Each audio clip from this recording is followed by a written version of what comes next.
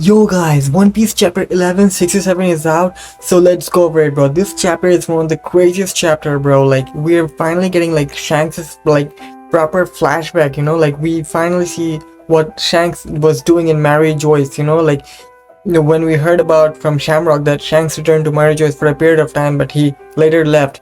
We finally see in this chapter that what Shanks was doing in Mary Joyce during that period of time, and why he was there, and why he left. Bro, this chapter is insane, bro. Like, Shanks is the goat, man. You'll later find out why, bro. Like, I'm just gonna say it, bro. Like, he is, bro. Like, you all are haters are. I don't know what to say for you guys anymore. The Shanks haters, bro. Rest in peace to you guys. Anyway, guys, the title of this chapter is Edo's Son. In the cover request, we see Gen and Nojiko are like watching a cat, and the cat is like stealing a book, so yeah, it's a cool cover request art, and yeah, it's great to see these characters. We don't get to see like characters like Gen and Nojiko that much anymore, like, so as we're in the final saga and things are going to get really serious from here on out. But yeah, in the cover request are a like good way to like see these old characters like come into play in some shape or form, but yeah, that's for the cover request. And anyway, guys, let's go over to the chapter now. The chapter starts off and we see the post God Valley world, where like now 33 years ago, and it's like 5 years after God Valley, and we see that people in a town are talking to Morgans, and they're like talking about some kind of monster that has been attacking pirates in the sea, and we see that they're and Morgan is like noting it down, like he's going around the world and like picking up those like big news, like no pun intended, to sell more like articles, and we see the people describing that there is a huge shadowy monster that has been like attacking pirates in the sea. And we then see in Impel Down as well, we see that prisoners are talking about that their ship was ruined by some sort of monster in the sea, and they were nothing but fish food. And they're like wondering, like some prisoners were asking like each other, like, was it a sea king? But the prisoner like says that it was shaped like a human. And yeah, we later find that it's actually like King Harald who was doing this, and we see that some people are also like wondering, like asking each other, like, did they like go to the Florian Triangle? But the pirates answer that no, they didn't like go to the Florian Triangle, and they were like, and they met this shadowy like huge monster figure in the other parts in the sea, and they're like emphasize that this monster thing was human like. So yeah, like some people from the brief spoilers were saying that this monster could be the Florian Triangle monster, so yeah, that's like confirmed in this chapter that it's not actually the Florian Triangle monster, and it's actually like shaped like human, and it's actually like King Harald. And yeah, we find out this about in the next page, and where we see that during this period of time, a rumor began to circulate among the Grand Line. Then they said a monster lurked deep in the foggy seas, targeting pirate crews. The identity of that monster was none other than King Harald. Few who sailed those waters had ever seen a giant with their own eyes, so to them he was nothing less than the very embodiment of fear. Harald now worked in the shadows to back up the navy as part of his atonement for the last 1,000 years of history. So yeah, now we find out that that monster that has been like attacking pirates like all around the world, it's actually like King Harald, and he's doing the government's bidding now to like get into their good side, so that Elbaf will later get accepted into the world government. And King Harald has been like attacking pirates all around the sea and like helping out the world government and the navy as a whole, and we then see cut away to the narrators are explaining like what happened to the other pirates who survived God Valley. And we see Kaido, Big Mom, and Whitebeard. We see Shiki, Wang Ji, and then we see the Roger pirates, and the narrator like explains it very well in the narration. He says, meanwhile, the pirates who had gone their separate ways after God Valley continued to rise in prominence, and over the next decade or so, each of them would peak to become a defining face of their generation. Most of these pirates simply clashed over territory. However, one crew broke through all the others and achieved a feat long believed impossible. they circumnavigated the entire blue planet, and they were hailed as the crew of the king of the pirates, Goldie Roger. So yeah, we see the Roger pirates are the only crew who circumnavigated the entire planet and reached Laugh-Tale and found the One Piece. And we see the other pirates also. So yeah, it's confirmed in this chapter that Whitebeard and Big Mom, they were not in their primes during God Valley, and they were later reached their prime, and that's how they later went on to become emperors. And yeah, we also see Kaido here, and Kaido for sure was not in his prime during God Valley. So yeah, no question about that. He later went on to reach his peak. And we see, I wonder if Shiki was the fourth emperor, when the emperor was first, the Yonko was first established. That's a question I really need answer to Oda, man. I hope he answers it in the next few chapters, because it's gonna get relevant knowing because Shanks is coming into play, and we have to find out how Shanks also became an emperor, 6 years ago.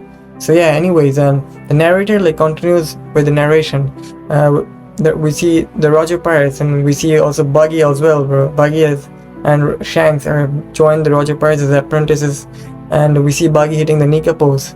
So yeah, keep an eye out for that, bro. Oda might be hinting something with Buggy and Nika connection, It's crazy, man, and we see the Roger Pirates, and the narrator continues that the public execution of the captured Pirate King was meant to serve as a spectacle, a display of the world government's power. However, the world was plunged into even greater turmoil as countless souls set out in pursuit of the vast treasure Roger left behind, the One Piece. And we see the Roger's execution in Logtown in a new redrawn panel, and narrator goes on to continue, and no one had expected the advent of the Great Pirate Era. Navy headquarters found itself caught off guard. As a result, more than 10 giants were drafted into the Marines from all over the world in an effort to consolidate strength. During this stretch of time, Harald waited on the Navy hand and foot, and that very year he was formally granted a formal permission to visit the Holy Land. And yeah, man, we see that the Rogers execution, the government wanted to show how formidable and how strong they are, and show their position, that they can to show their dominance to their everyone, but Roger instead sparked the entire Great Pirate Era with his final speech about the One Piece. And we then see that the Navy they started recruiting giants to strengthen their forces to combat all the pirates that were starting to come out because of the Great Pirate Era. And we then see that cut away to the Holy Land, and we see that King Harald has finally been accepted to officially meet the Gorosei, and because of all his servings to the Navy and the world government, and he finally got a chance to meet the Gorosei. And we see the celestial dragons they're shocked to see a giant in the Holy Land, and they're even some celestial dragons are even wondering if they can make him their slave, bro. These celestial dragons, bro, every time I see them on screen, bro, it makes my blood boil, bro. How, bro? They're so twisted and brainwashed, man. How, bro? How do their minds work, man? Anyways, we see King Harald, bro, this is crazy, man. King Harald entered the where the Gorosei sit in the room of authority, bro. How tall, how big is the room of authority? King Harald entered the room of authority. It's crazy, man. Bro, Harald has to be larger than the Pangaea Castle, at least the size of Pangaea Castle. And bro is inside the room, bro, with the Gorosei in the room of authority. I don't know, man. The One Piece scaling sometimes go crazy, man. Oda be tweaking with the size scaling, And anyways, we see King Harald talking with the Gorosei, and they have given him a mark, and it's called the Shallow Sea Contract. And we find out that it's the same mark similar to the one we saw Shanks had, and they have 3 levels to this. There is Shallow Sea mark, and there is another one, the Deep Sea, and the third level is the Deep Sea Contracts. And so yeah, these are the 3 marks that we have been seeing so far in the Holy Knights and the God's Blade, God's Steel. and we find that these sea marks are actually like the levels, on how much like emo grants or your power. So like the one Harold received, the shallow sea contract, it's like the lowest level. So I don't know if this grants you the immortality or the regeneration ability or teleportation. Maybe it just like gives you the teleportation ability. It's not confirmed here in this chapter, but yeah, we'll soon find out about those, like what specific powers like each levels give you, emu gives you, and it's crazy, bro. Like we're finally getting this revealed, and we then see that Valkyrie like saying King Harald, like, that is correct, consider yourself the right hand of the gods knights. So yeah, Harald, he's like now in the position of the right hand of the god knight, the god steel, just like Gongo's same position in during God Valley. So yeah, he's not formally into the god's knight. There is a level underneath the god's knight, which is the god steel, and above the god steel are the god's knights, and above the god's knights are the five elders. So that's how it works. And we see like Harold with the shallow sea mark, and bro, I don't even know what to say, bro. This is like a cult, and when Harold, bro, he's very like gullible, like he's like really proud to like have this mark, and like he thinks that he's getting into the good sides of the world government, and Elbaf will soon get accepted in the world government, but he has no idea what's going on here. And like Valkyrie and the five elders like continue to explain Harold about the levels. We see that the deep sea contracts are reserved for those who are bound to be fully true to the god. Only 13 individuals in the entire world receive that privilege. And Harold then asks the question, what do you mean by God? And Newsjuro like states him that you'll only come to know the greatest depths of this world on the day you become a full knight of God. And bro, like this is crazy, man. King Harald, bro, like I don't know, man. Like you should be asking question about what is going on here. Like he suddenly, like they're talking about God, like who is this God? Like yeah, this is, as we know as readers know, that this is actually referring to emo. But bro, like Harold, bro, like you're literally selling yourself to the devil, and you have no idea, bro. Like it's crazy, man. Like, and you should be questioning like stuff, like, and instead of questioning stuff, he is like saying, could Elbaf become a member nation then Saturn like reassures him that naturally, Harold, if at that point the entire world would be clamoring to welcome you. And Harold, like he's grateful for getting that opportunity. He says that, bro, yeah, man, it's crazy. So this is important, bro. Like here we see that only 13 individuals in the entire world receive that privilege to be, like to know about emu. So I don't know if it's like including the five elders or not including the five elders, because if this includes the five elders, then it means that there is like 8 gods knights who also know about emu. But I think I presume that it's not including the five elders. The five elders are like a different class, into the higher more upper class, and more like hand chosen by emu. So yeah, I feel like this is only the 13 individuals are the gods knights.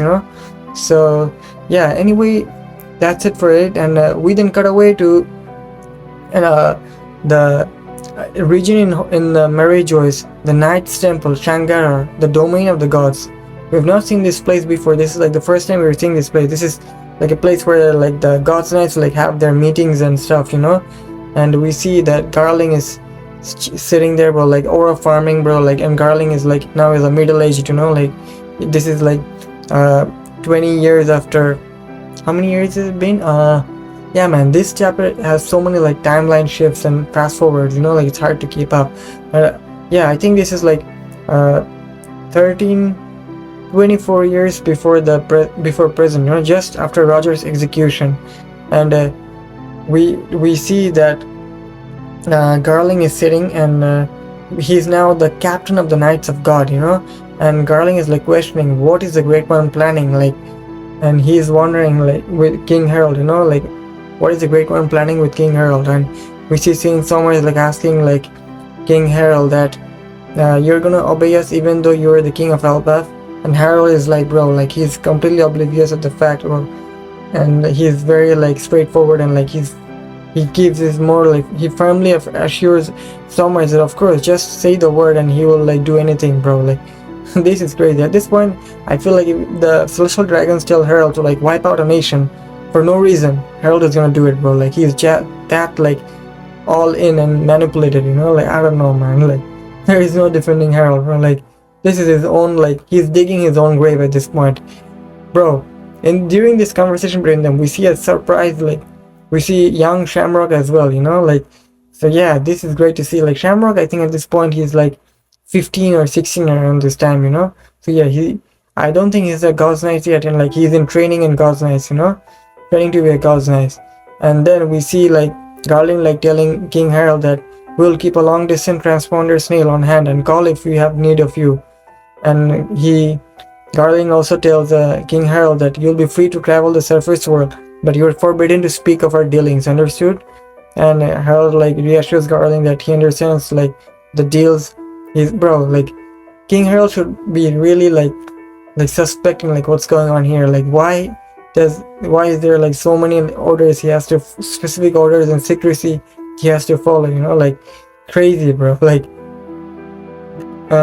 we then cut back to 20 years ago, the Ryogu Kingdom, Fishman Island, and we see King Harald like chilling with King Neptune, you know, and we see and they're having a great time having drinks and a laugh. And we see King Neptune like telling King Harald that about Loki, that I don't think your son is that bad deep down. Let's not forget what your youth was like. And then King Harald is like, well then if you put it like that. So and we see that Neptune like proposing to King Harald that I'm just being brutally honest. Anyway, did I tell you a fortune teller predicted I would have a daughter in 4 years, Jamon? When the time is right, why don't we like betroth Loki to my future daughter? Bro, like this is crazy. Like Neptune is like telling King Harald that Neptune wants to like, you know, have his daughter, like future daughter that's going to be born, like marry Loki, Harald's son, you know.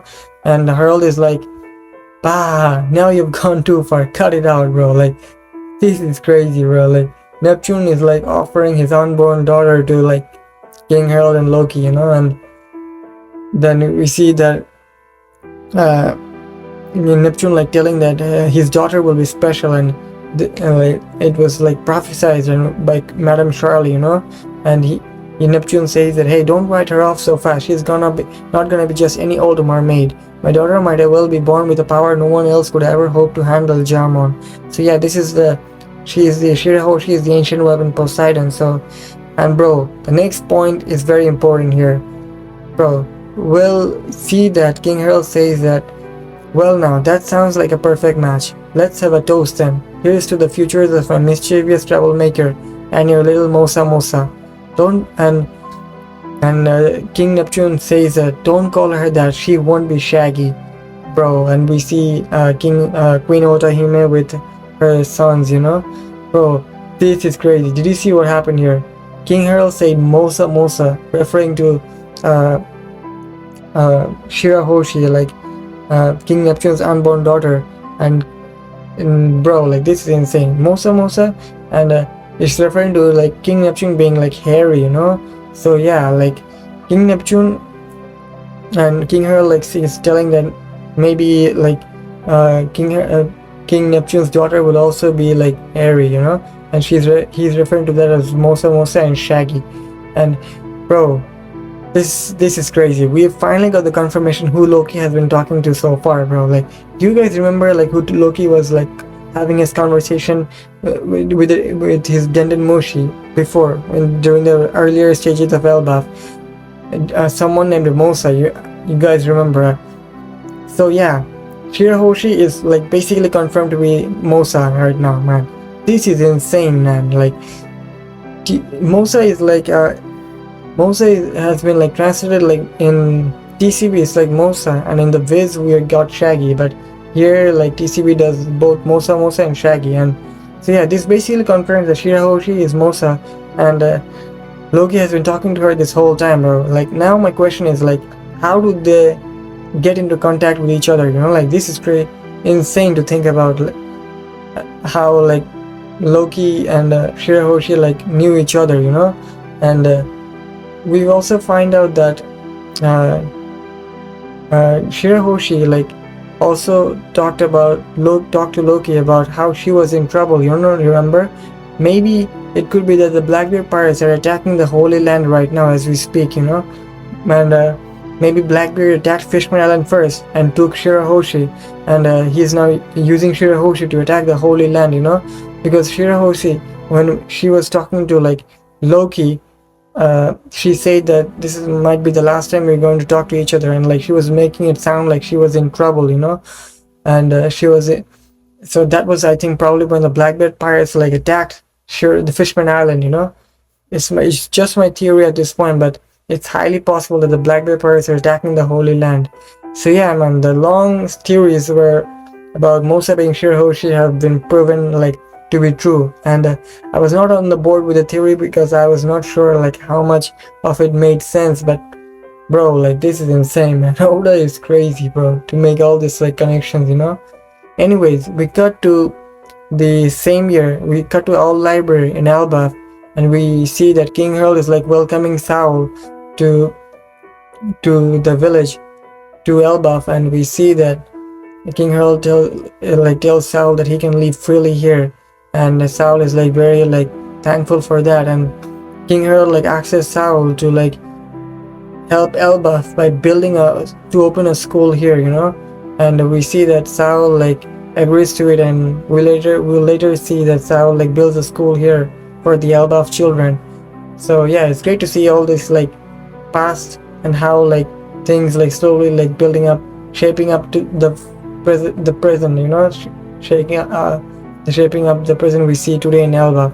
It's great to see these connections. And bro, King Harald, I think this is the only good thing like King Harald did in this chapter, bro, like telling Saul to like build a school here, bro. And like this is something I want to point out. It's really funny, bro. When King Harald is like talking to like Saul here, we see a Ripley as well in between them in the conversation. We see someone is on Ripley's hand, someone really tiny, bro. Like it feels like his head is Copper Gabon, bro, like the Mountain Eater, bro. Like it's insane, bro. Like he's already in Elbaf, like after leaving the Roger Pirates. Yeah, so that's probably Copper Gabon in Ripley's hand. So I just found it later when reading this chapter for the second time, Anyways, we get back. We have a short like time skip, flash forward, and we go to like 15 years ago from present, 5 years after the previous 5 years after the events. 15 years ago, we see a major incident occurred at the Holy Land of Mary Geoise, and we see that someone like broke like the cells where the slaves were like kept, and the slaves are all running around the Holy Land and they're trying to escape the Holy Land. And we see Fisher Tiger also like trying to escape, and Fisher Tiger like comes face to face with the God's Knights, and he is like wondering like whether is it a God's Knights or not. And we see that God's Knight has like a, bro, I'm just gonna say it, bro, this God's Knight is actually Shanks, bro. Like it's insane, bro. Like we see that this God's Knight has his left eye like blacked out, and we'll find out later why, because Shanks is wearing a bandage here.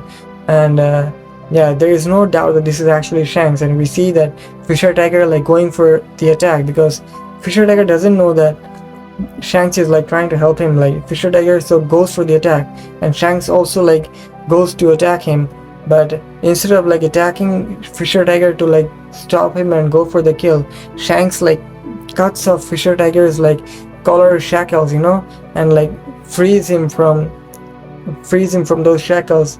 And Shanks then goes on to tell Fisher Tiger that, listen, the armory will be left unlocked for you. I will tell you the location. And Fisher Tiger is like shocked, bro, like what's going on? I thought these God's Knights were going to capture me, but instead like Shanks is telling Fisher Tiger to where to go and like get the armories and the weapons to like attack the Holy Land and like free more slaves, So this is crazy, bro. Now it all makes sense, like how Fisher Tiger like managed to escape the Holy Land. And bro, like Shanks is the GOAT, man. Like because of Shanks, Fisher Tiger was able to escape the Holy Land. And bro, like this is very important here. Like Shanks, he also tells Fisher Tiger to like go for where the armor is, bro. Like this makes it sound like Shanks like was the one who also broke the cells, So yeah, bro, like this man on day one in Murray Joyce, bro, he was putting in the work, bro. And yeah, man, those evil Shanks theories, they're officially dead here, bro. Like there is no question here. We then cut to the Boa sisters who were slaves during that time, and we see the entire Holy Land being like burned down, and like multiple buildings are being destroyed, and like there is a pure rampage, and this is all being done by Fisher Tiger.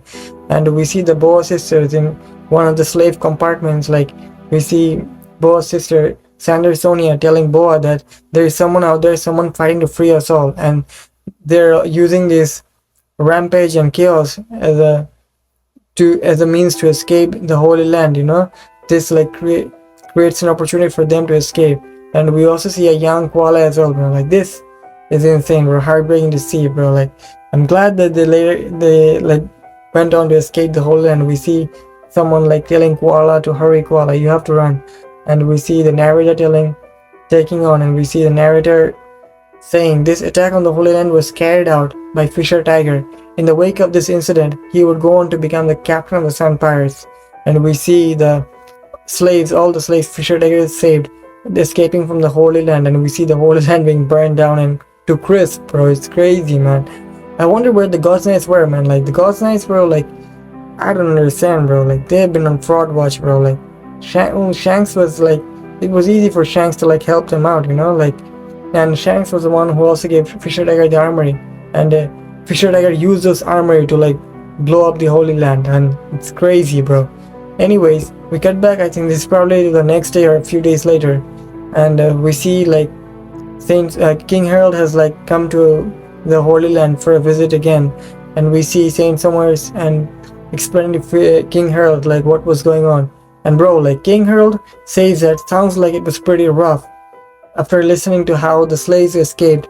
And bro, I don't even know what to say. Like King Harald has been trying so hard to join the world government so far, like so long, that he is like totally like blinded, bro. Like actually is with what is actually going on in the Holy Land. Like he has no idea.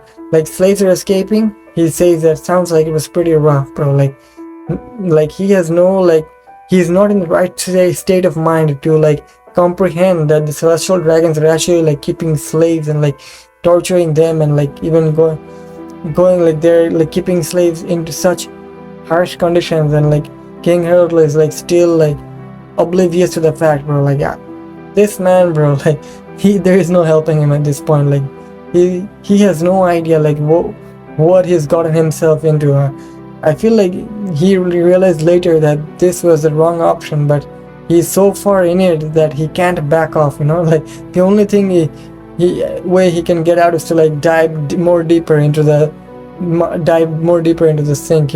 It's crazy, man. We see like someone is telling King Harald that they say someone with the government must have let the armory open for them. Now it's up to us to find out the culprit. And we see all the goslings having a meeting as to how they are going to go about the situation and track down the culprit who left the armory open. And we see that they're like planning to execute whoever that was. And we then at that very moment, like this is funny, bro, there is someone, Darling like introduces King Harald to someone. He says that there is someone I wanted to introduce to you, Harald, and his name is Shanks, and he's my son. And Harald is like surprised, huh? Bro, this is crazy. Like Shanks is actually the one who left the armory open, and he's right here. And King Darling is like introducing his son to King Harald, and this is probably like Shanks's like first few days in the Holy Land, because we know that Shanks was with the Roger Pirates until Roger's execution when he was 15, and he started his pirate crew at 17, which was like 22 years ago, and this is 15 years ago.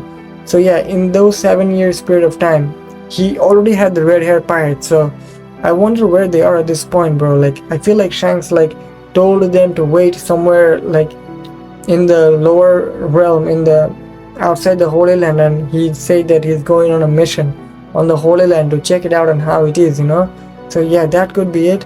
And we see that Shanks is like already told Garling about his condition and we find out how Shanks like manipulated Garland, bro. No one has any idea, bro, like about how Shanks is like he's working as a double agent here at this point, you know, like they have no idea that Shanks is like double crossing them. And we see like Garland explaining to King Harald what Shanks told him, you know. He says that Garland explains that he's Shamrock's younger brother. They were separated a long time ago due to circumstances. He suffered many hardships in the surface world. If he were to form a deep sea contract, I believe he would make a great asset on par with Shamrock. So yeah, this confirms that Shanks and Shamrock are like considered equals, you know, like they have like similar like talent and skills. And we see Garling like saying that for the time being, however, he's been given the rank of God Steel just like you. So yeah, Shanks was given the God Steel just like Gunko and King Harald, as we saw in the beginning of the chapter. So that's how he got his mark, you know, the mark we saw during his conversation with Gaban in Elbaf in the bath, you know. So yeah, now it's all coming into play here, bro. This is very important, bro. Like this is insane how everything like Oda like builds up and creates it, you know. And we see that King Harald saying, I know I said the same thing when I first met Shamrock too, but I can't shake the feeling that I have met you before. King Harald is like referring to Shanks, saying that he had met him somewhere before.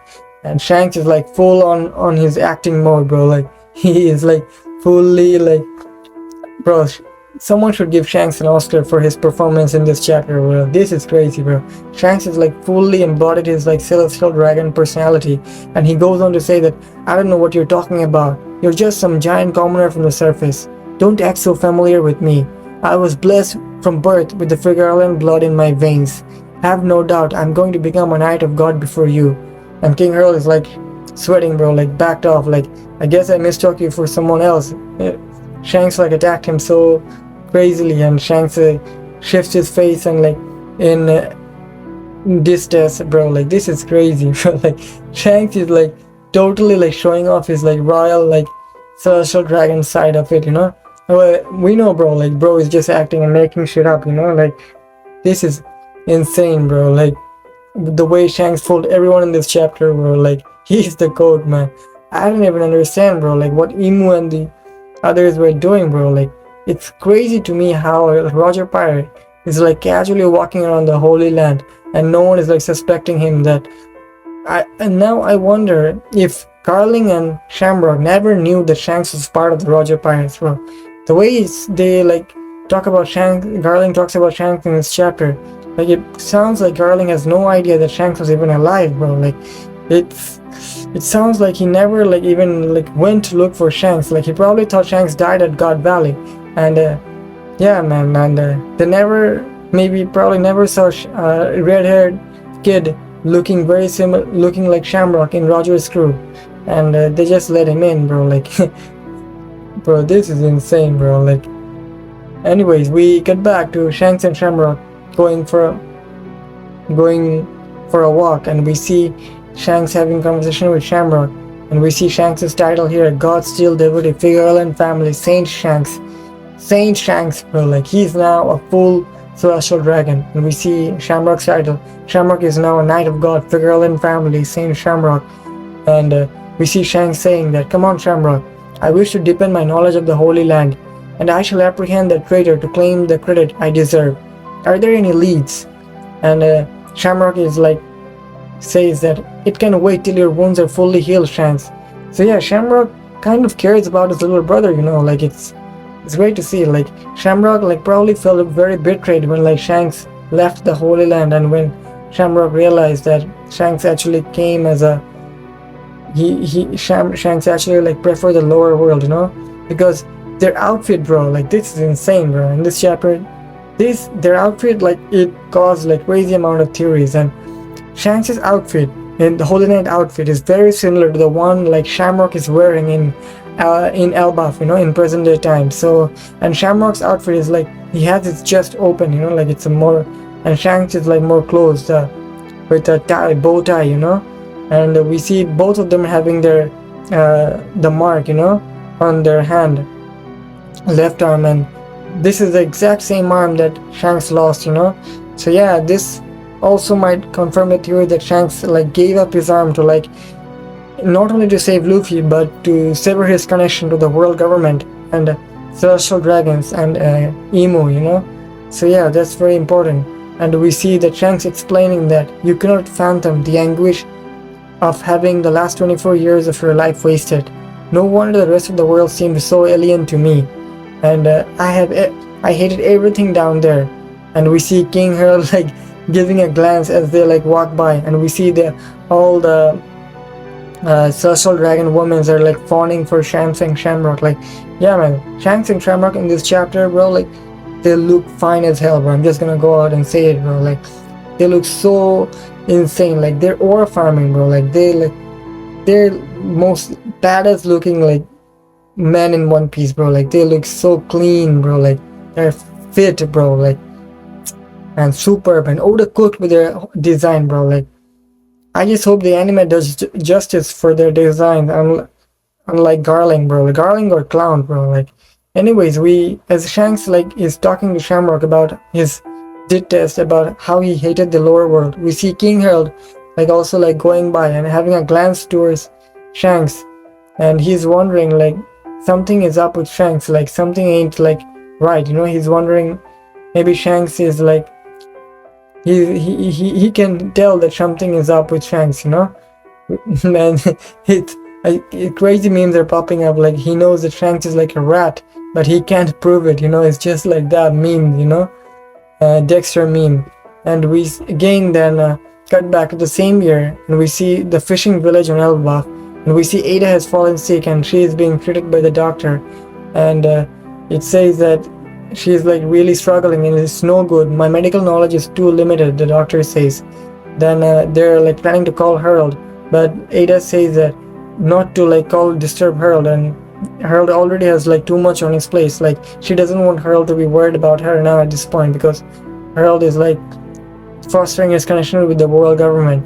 But the doctors are like telling Ada that what good is it to make firm connection with the world government if they cannot use it at a time like this and help out Ada with a doctor, you know.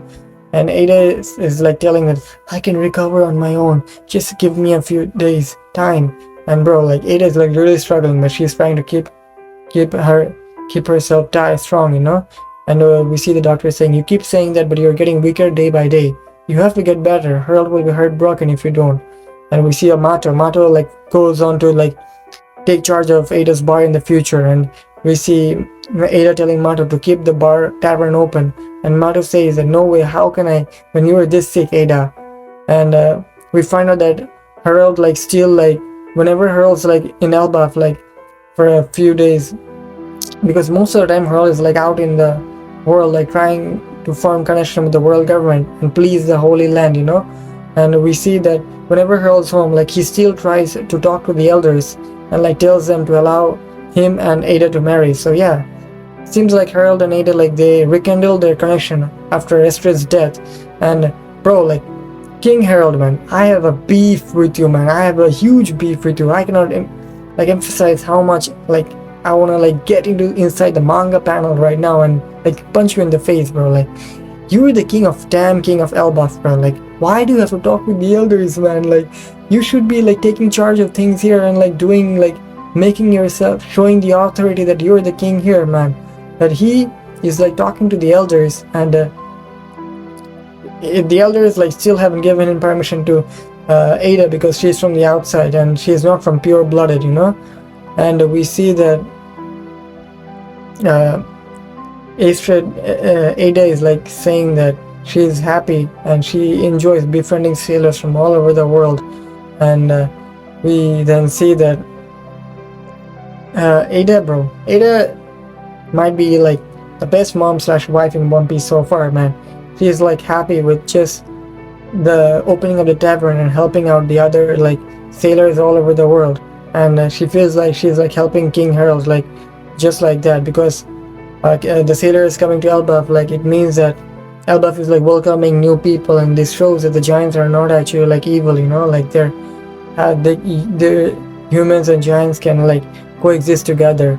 And we then cut away to like Loki outside the tavern, and we see like Loki has like brought up a bull. Like he has like beaten up a bull, and he's telling Loki he's like on top of the bull, he's sitting, and he tells Mato to like cook up that meat for Ada, you know, like, so Loki cares about Ada, bro. Like that's his way of showing how much he cares about her. Loki goes on to say the tavern is my main hangout spot. I want her to reopen it. So yeah, Loki is like going his own way to like help out Ada and like please her, you know, like, and we then see that Hajrudin was outside with his crew, with Gerd and Rogue and Struisen. They were like traveling all in the world looking for doctor to like cure Ada, and we see that Ada is like really happy to see both of her son like going so far to help her escape and to help her get cured from this disease, you know. But man, shocking part of the chapter, bro. We find out that Ada's sickness was caused by someone from Estrid's village. Ada, like Loki's like biological mom, and like the village of Loki's biological mom, they poisoned Ada because they didn't want Ada to become the Queen of Elbaf, you know, to marry King Harald, you know.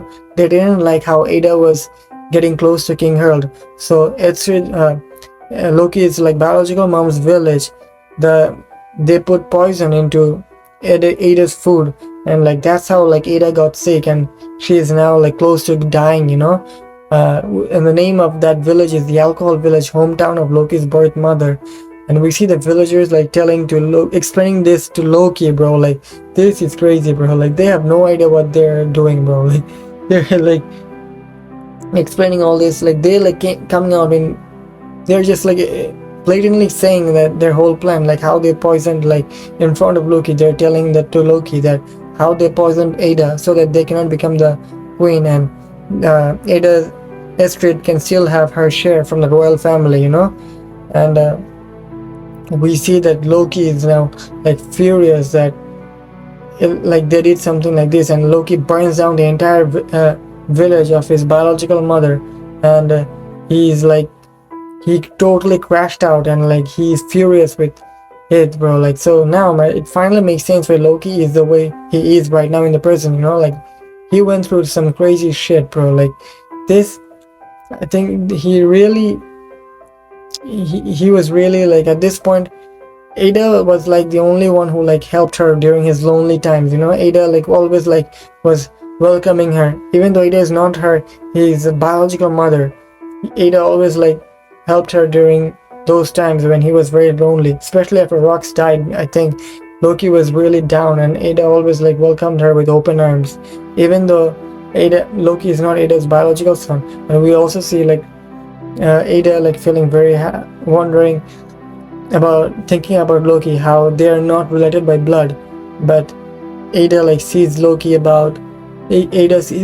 as his own like cute little son, bro. Like this is so heartwarming to see, you know. Like, and like Loki like ends off the chapter by saying that Ada isn't really gonna die, right? Loki is talking to the person who like confessed poisoning like Ada, you know, and Loki is like holding him by the throat, like it's crazy. This panel is insane.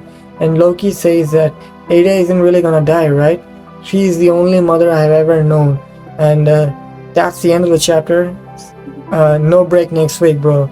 So yeah, like this is insane, bro. Like Ada and Loki, bro. I love this end of the chapter so much, bro. Like for all they've been through, like Loki finally accepted her as his mother, you know. Loki now saw her as his mother. But bro, guys, you have to remember this is a flashback, so I'm not feeling like that confident about Ada surviving, you know. Maybe this is where she probably like passes away. So yeah, man, this is like bittersweet moment. We finally see like Loki having someone who like cared about him, but that gets like snipped away from him. So at this moment, you know. And yeah, man, I can understand Loki right now, bro, so much better, bro. Like this is crazy, man. So yeah, guys, this chapter was insane. It was packed with like so many stuff. Like we started off like 33 years ago, and like we are now 15 years from the present. So yeah, we're getting close to the flashback getting ended, because King Harald, as we know, died 14 years ago. So we are now like 1 year before King Harald dies, and next chapter is gonna be insane, bro. I believe next chapter is where we will see how like King Harald meets his end, and we will also see that how Shanks will like go to Elbaf, try to warn Gaban and talk with Gaban and tell Gaban that how he wants to warn King Harald about what's going to happen, So yeah, there's crazy stuff is gonna happen next chapter. I just know for sure, man. We're gonna see like how like Loki, like what actually happened on that day King Harald died, like there's still like so much mystery about that. We just saw that his soldiers were like piercing him in the throne room, and Loki saw that, and we like continue with the flashback from like 100 years ago from King Harald's point of view, So yeah, we're finally at this point, and bro, I love this chapter so much, bro. Like, Oda cooked, man. Like, Oda is cooking so hard, bro. Like, this is insane, bro. Like, anyway, guys, that's it for the chapter, and I'll see you in the next one. Thank you for watching the video, guys, bro. Like, peace out.